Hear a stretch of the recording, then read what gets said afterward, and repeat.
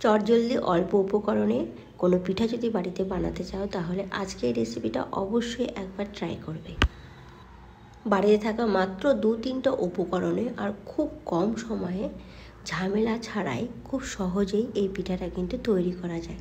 তাহলে ভিডিওটা প্রথম থেকে শেষ পর্যন্ত অবশ্যই দেখো আর বানিয়ে ফেলো বাড়িতে এই অজানা পিঠাটি।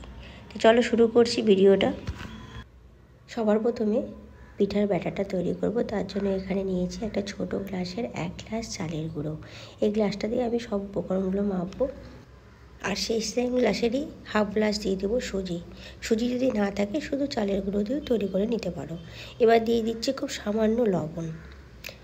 ভালো করে মিশিয়ে নিচ্ছি শুকনো উপকরণগুলোকে। তারপরে এর মধ্যে দিয়ে দিব খেজুরের গুড়। খেজুরের গুড়টা অবশ্যই দেওয়ার চেষ্টা করবে। খেজুরের গুড়টা দিলেই কিন্তু দুর্দান্ত একটা টেস্ট হয় পিঠাটার। তো সেই জন্য খেজুরের গুড় দিয়েই করার চেষ্টা করবে। যদি খেজুরের গুড় না থাকে তাহলে চিনি দিয়েও করে নিতে পারো, তাতেও খেতে ভালো লাগবে। তবে খেজুরের গুড় দিলে যতখানি টেস্ট হবে, চিনি দিলে পারে ততখানি কিন্তু টেস্ট হবে না। খেজুরের গুড়গুলো দিয়ে হাত দিয়ে খুব ভালো করে মিশিয়ে নিব শুকনো উপকরণগুলোর সাথে। তবে লক্ষ্য রাখবে খেজুরের গুড়গুলো যেন একদম পুরো মিশে যায়, কোনো দলা না থাকে। আর যদিও 2-1টা দলা থাকে তাহলে কোনো অসুবিধা নেই, সেটাও কিন্তু খেতে খুব ভালো লাগে। তো এবার অল্প অল্প দুধ দিয়ে একটা ঘন ব্যাটার তৈরি করব। আর যদি বাড়িতে নারকেল থাকে তাহলে নারকেল করাও কিন্তু এই পিঠার মধ্যে এই সময় দিয়ে দিতে পারো, সেটাও কিন্তু খেতে খুব ভালো লাগে। তো আমার কাছে নারকেল নেই, সেই জন্য আমি নারকেল দিলাম না। তো দেখো এবার হাত দিয়ে এভাবে গুঁড়োগুলোকে ম্যাশ করে নিতে হবে আর ভালো করে মিশিয়ে নিতে হবে। অল্প অল্প করে দুধ দিয়ে ব্যাটারটা তৈরি করব। যেহেতু এখানে সুজি দিয়েছি সেই জন্য কিছুক্ষণ তো রেস্টে রাখতে হবে, সুজিগুলো ফুলে যাবে। সেই জন্য 5 থেকে 7 মিনিট রেস্টে রেখে দিচ্ছি ভালো করে মিশিয়ে নিয়ে। ফিরে আসলাম 7 মিনিট পরে। দেখো ব্যাটারের ঘনত্বটা কীরকম হয়েছে। আর দেখো এভাবে গুড়ের একটু দানা দানাও রয়েছে, সেটাও কিন্তু কোনো অসুবিধা হয় না। কিছু কিছু ওইভাবেই রেখে দিব, সেটাও কিন্তু মুখে যখন পড়বে তখন কিন্তু খেতে খুব ভালো লাগবে। এবার না দেখো ওই ব্যাটারটার মধ্যে দিয়ে দিব 1 চামচ বেকিং পাউডার।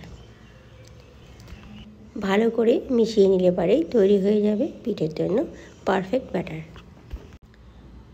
এবার দেখো পিঠা তৈরি করার জন্য 3টা ছোটো ছোটো সাইজের বাটি নিয়েছি। তোমরা চাইলে বড় বাটি একটা বাটিতেও করে নিতে পারো, ঠিক আছে।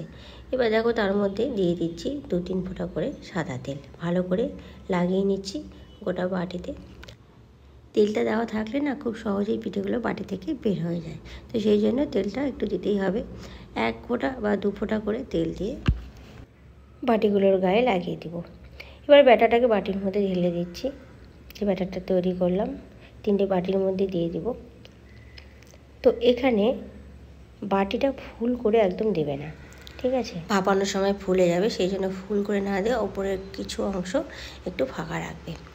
আর এভাবে হাত দিয়ে একটু ঝাঁকিয়ে নেবে যাতে কোনো ভেতরে হাওয়া না থাকে। এবার দেখো কি করতে হবে, একটা এরকম ছিদ্রযুক্ত পাত্র নিতে হবে।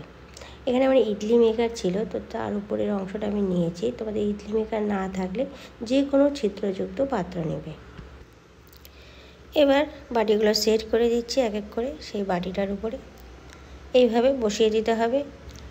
আর ভাপানোর জন্য দেখো একটা এরকম পাত্র নিয়েছি, বড় বাটি। যে আমার একটা ইডলি মেকারের নিচের অংশটা ছিল, যার মধ্যে জল দিয়েছি। জলটাকে কিন্তু 10 মিনিট ধরে আমি ফুটিয়ে নিয়েছি। এবার তার উপরে ওই বাটিটা বসিয়ে দিব যেটা সাজালাম। এবার ঢাকা দিয়ে 15 মিনিট কুক করে নেব। প্রথমে হিটটাকে 5 মিনিট হাই হিটে করব, তারপরে হিটটা 5 মিনিট পরে কমিয়ে দিয়ে 10 মিনিট ভাপিয়ে নেব। ফিরে আসলাম 15 মিনিট পরে।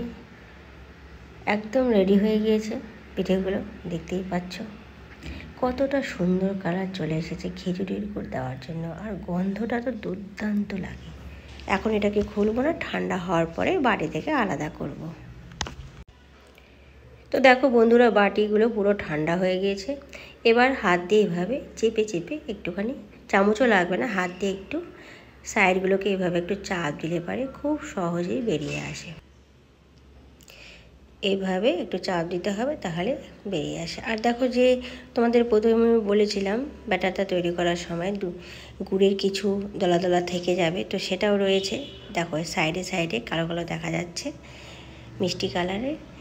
তো ওটাও থাকবে, ওটাও যদি মুখে পড়ে তাহলেও খেতে কিন্তু দুর্দান্ত লাগে, কারণ খেজুরের গুড় তো, খেজুরের গুড়ের টেস্টটাই একদমই আলাদা হয়, সবাই আমরা জানি।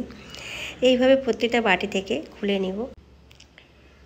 খেতে খুবই ভালো লাগে আর খুব সহজেই তৈরি হয়ে যায়। তো দেখতেই পারলে কত কম উপকরণে একটা সহজে চটজলদি পিঠা তৈরি হয়ে গেল। তো অবশ্যই বাড়িতে এইভাবে ট্রাই করবে। আর খেজুরের গুড়টা থাকলে পারে তো খুবই ভালো হয়, সেটা দিয়ে তৈরি করলে আরও ভালো টেস্ট হয়। আশা করছি ভিডিওটা তোমাদের ভালো লাগবে, আর ভালো লাগলে অবশ্যই একটা লাইক দিয়ে দিও। আর তোমাদের একটা লাইক আমাকে অনেকখানি অনুপ্রাণিত করে নতুন ভিডিও তৈরি করার জন্য। আমার পাশে থেকে ভিডিওটা দেখার জন্য তোমাদের অসংখ্য অসংখ্য ধন্যবাদ। আজকে এ পর্যন্তই, ফিরে আসবো নতুন ভিডিওতে নতুন রেসিপি নিয়ে। ভালো থাকবে, সুস্থ থাকবে, বাই।